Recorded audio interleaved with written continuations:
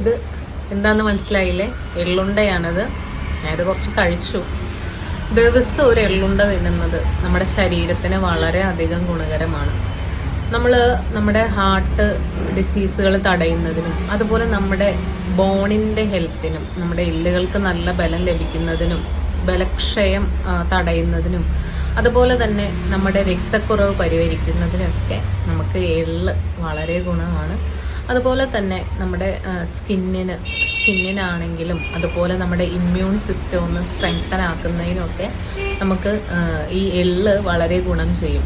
അപ്പോൾ അതുകൊണ്ട് തന്നെ നിങ്ങളുടെ നിത്യജീവിതത്തിൽ നിങ്ങൾക്ക് ഡെയിലി ഒരു എള്ളുണ്ട എന്നും കഴിക്കുന്നത് വളരെ വളരെ നല്ലതാണ് ശരീരത്തിന്. അതിപ്പോൾ നിങ്ങൾ എള്ളുണ്ടയായിട്ട് തന്നെ കഴിക്കണം എന്നില്ല, ഡെയിലി കുറച്ച് എള്ള് കഴിച്ചാലും മതി.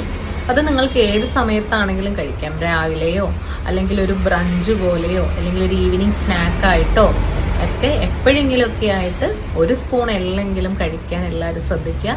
നിങ്ങൾക്ക് യാതൊരു നഷ്ടവും ഇല്ല. കുറച്ച് എള്ള് വാങ്ങിച്ച് വെച്ച് നമ്മൾക്ക് കഴുകി ഉണക്കി നമുക്ക് സൂക്ഷിച്ച് വെക്കാവുന്നതാണ്.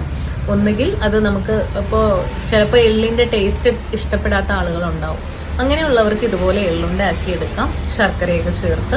അല്ലാന്നുണ്ടെങ്കിൽ ഓരോ ടീസ്പൂൺ എള്ള് കഴിച്ചാലും മതി.